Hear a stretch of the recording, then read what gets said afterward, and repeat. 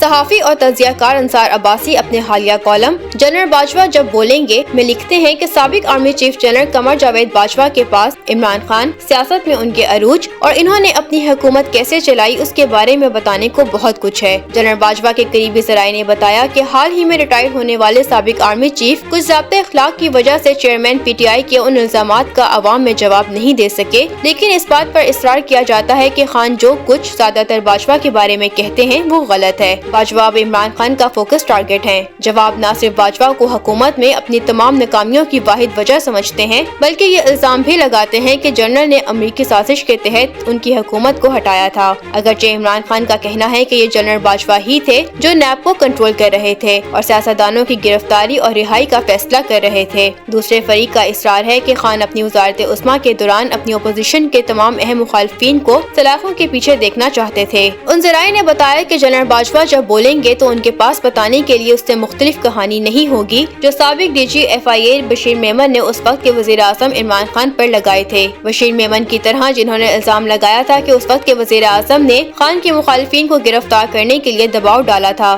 ذرائع کے مطابق سابق وزیر اعظم بھی جنرل باجوہ سے اس وقت کے اپوزیشن کے متعدد سیاستدانوں کو گرفتار کرنے کا کہہ رہے تھے۔ ذرائع نے بتایا کہ جب باجوہ نے کہا کہ وہ یہ کیسے کر سکتے ہیں تو خان نے جنرل مشرف اور ان کے دور حکومت میں ان کے سیاسی مخالفین سے نمٹنے کے ان کے فیشن کا حوالہ دیا تھا۔ اس پر باجوہ نے مبینہ طور پر عمران کو بتایا تھا کہ مشرف ایک ڈکٹیٹر تھے۔ باجوہ نے خان سے کہا کہ وہ جو چاہیں تحریری طور پر حکم دیں۔ ان ذرائع کا الزام ہے کہ نیب کو اس وقت کے وزیر اعظم نے بیرسٹر شہزاد اکبر اور ان کے ایک خفیہ ادارے کے سربراہ کے ذریعے کنٹرول کیا تھا۔ ان ذرائع نے دعویٰ کیا ہے کہ جب نئے D G I S I نے اس وقت کے وزیر اعظم عمران خان سے ملاقات کی تو وزیر اعظم اپنے ملک کے خفیہ ادارے کے اعلیٰ اہلکار سے پاکستان کے بڑے مسئلے کے بارے میں پوچھا تھا۔ ان ذرائع کے مطابق خان کو بتایا گیا کہ یہ معیشت ہے، لیکن خان نے جواب دیا نہیں یہ اپوزیشن ہے۔ ریٹائرڈ جنرل کے قریبی ذرائع نے بتایا کہ ایک موقع پر پی ٹی آئی کے کئی وزراء کی موجودگی میں باجوہ نے مبینہ طور پر عمران خان کو ان کے تمام مخالفین کے ساتھ ساتھ ان کی پارٹی کے بہت سے رہنماؤں کو مزہ چکھانے کی خواہش کے خلاف خبردار کیا تھا۔ تاہم یہ ذرائع اس بات کی تصدیق کرتے ہیں کہ باجوہ سابق وزیر اعظم کو مشورہ دیتے رہے ہیں کہ وہ اپنی مخالفت کے بجائے معیشت پر توجہ دیں۔ جنرل باجوہ پر زیادہ تر الزام لگایا جاتا ہے کہ انہوں نے اس پر گہری نظر رکھی جس کو عام طور پر عمران خان پروجیکٹ کہا جاتا ہے۔ خان کے مخالفین اور میڈیا کے بہت سے مبصرین کا الزام ہے کہ اسٹیبلشمنٹ نے تقریباً ایک دہائی قبل عمران خان کی حمایت شروع کی تھی۔ پی ٹی آئی کا 2014 کا دھرنا بھی عمران خان کے منصوبے کا حصہ ہونے کا الزام ہے، جس نے مبینہ طور پر 2017 اور 18 میں اپنے عروج کو دیکھا۔ عمران خان کے دور میں اسٹیبلشمنٹ نے ان کا ایسا ساتھ دیا جیسے پہلے کبھی نہیں ہوا، اور وزیر اعظم ہوتے ہوئے خان نے بار بار اس بات کا اعتراف بھی کیا اور جنرل باجوہ کو اب تک کا بہترین آرمی چیف قرار دیتے ہوئے ان کی تعریف بھی کی۔ خان نے جنرل باجوہ کو 3 سال کی توسیع دی۔ اپنی حکومت کو بچانے کے لیے اس سال مارچ میں ایک اور توسیع کی پیشکش بھی کی تھی اور بعد میں اکتوبر 2022 میں بھی تجویز دی تھی کہ باجوہ کو اگلے عام انتخابات کے انعقاد اور نئی منتخب حکومت کی تشکیل تک جاری رہنے دیا جائے۔ جنرل باجوہ نے اپنی ریٹائرمنٹ سے کچھ دیر قبل اس بات کا اعتراف کیا تھا کہ ماضی میں اسٹیبلشمنٹ نے غلطیاں کی۔ انہوں نے انکشاف کیا تھا کہ ایک ادارے کے طور پر فوج نے فروری 2021 میں غیر سیاسی ہونے کا فیصلہ کیا۔